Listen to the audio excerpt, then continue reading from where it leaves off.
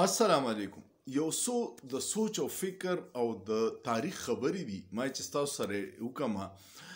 بری صغیر ته چې کله انګریز راغلی و کنه هغه ول د تجارت په نوم راغلی او بیا دلته کې په پوره بری صغیر قبضه وکړه، خو انګریزان ډیر په کم تعداد کې راغلی او هوښیار خلک وو، نو هغوی دلته کې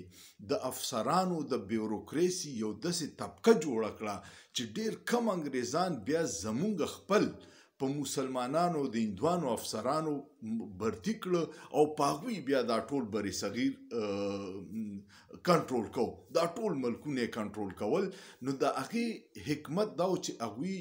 بیوروکراسي سرکاري افسران یو داسې ګروپ جوړ کړی و چې هغې به دا هر څه کول. اوس د هغې کنسپټ څه و؟ هغې کنسپټ دا و چې کوم د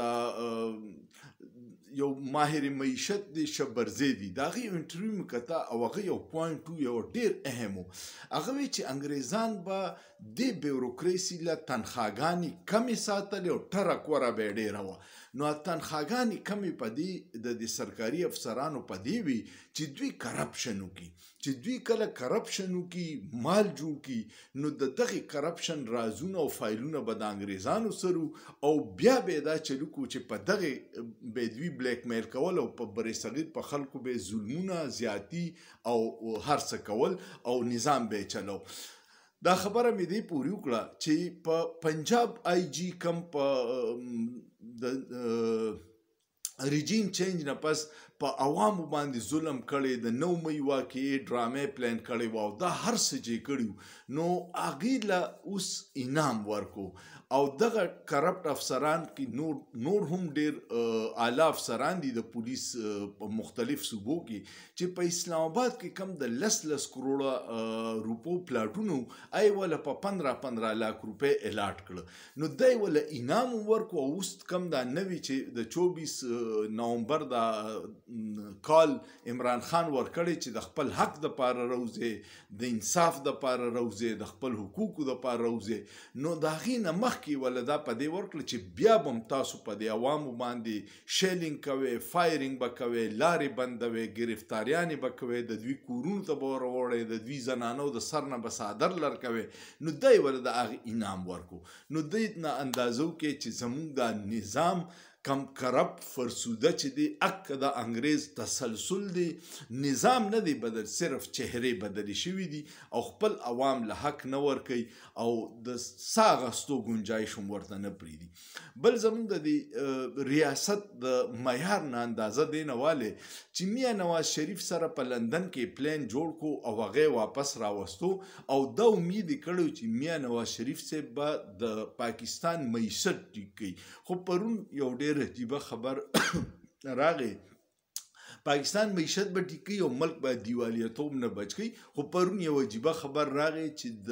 میا نواز شریف خپل زوی په لندن کې دیوالیه شو. نو چې یو سړی خپل زوی د دیوالیتوب نه نشي بچ کولی، ابه 15 کروڑ عوام ملک څنګه بچ کی؟ او که دوی کې اهلیت وي نو میا صاحب د دې نه مخکې 3 پیرې وزیر اعظم پاتې شوي، 2 پیرې معذرت 2 پیرې روس وزیر اعظم دی، خو د ملک د عوامو بدحل دی او هر اداره د املوکو په تول خرڅوي. نو زمونږ د ادارو ته هم اقصې کرپټ خلک پکار دی چې دوی بلیک میل کی او دغه کرپټ خلکو بیا اوس د 26 ترمیم چې وکړو چې عدلیه بالکل بې لاس و بې خپو کړه او فورسز خپل مدت ملازمت د هر یو د ایر فورس، د نیوی او د زمونږ د آرمی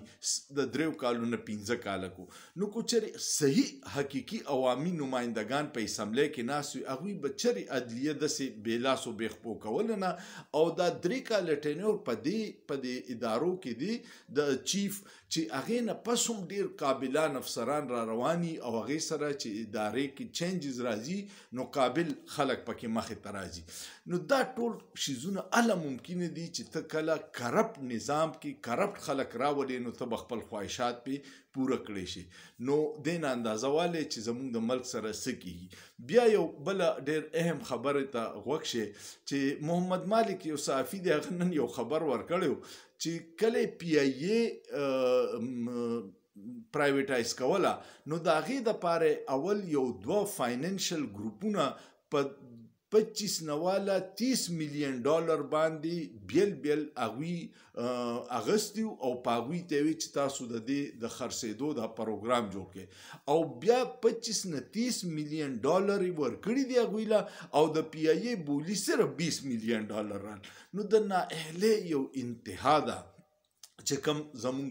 دا حکمرانان کوي او عوامو ته تبعی ده مودي د فاینانشل اداره دا هغې نن ریپورټ ورکړی دی چې د پاکستان د بجټ 40% به صرف په سود کې ځي لکه په 100 روپۍ چې تو ګټې نو 40 روپۍ به په سود کې ورکړي اوریجنل قرضه دی په ځای پرته ده او بل طرف ته د دوی عیاشیانې او پروتوکولز نه ختمیږي او عام عوام ته هر څه ختم دي د یونیورسټو فنډز نشته اسپتالونو کې صحت سہولتونو په کمیدو دي تعلیمي زمونږ بد حل دی پاسپورت زمونږ د دنیا په دریم بدترین پاسپورت کې راغی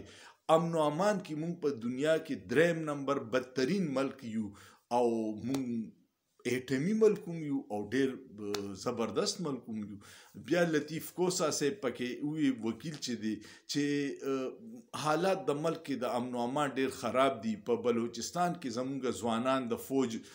شهیدان کیږي په اف سی والا شهیدان کیږي پولیس والا شهیدان کیږي نو هغه دا سوال وکړو چې کله ایجنسیانې د فام 45 نه فام 47 جوړي او د خلکو رای بدلی او قانون سازی لپاره خلک اغوا کوي نو بیا خو به امن و امان خرابیږي دا د لطیف کوسا خیالات دي کیدی شي تاسو سره اتفاقی کیدی شي نه موي خو د چا خولې به بندو څه چې کیږي اوس د سوشل میډیا په وجه ته نشي رکاولی او دغه وجه ده چې کله د نیم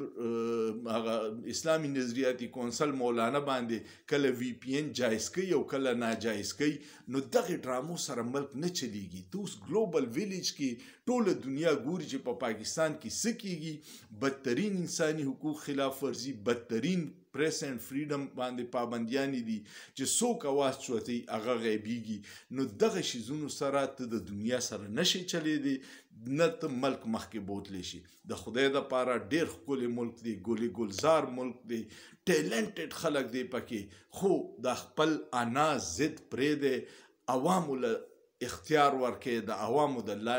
رای احترام وکړي چې ملک په مخکې لاړ شي امید لرم چې تاسو به دې خبرو سره اتفاق وي کوم ورسره اتفاق وي کمنټ وکړئ لایک وکړئ شیر وکړئ او سوچ پې وکړئ په سوچ کې څه ګناه نشته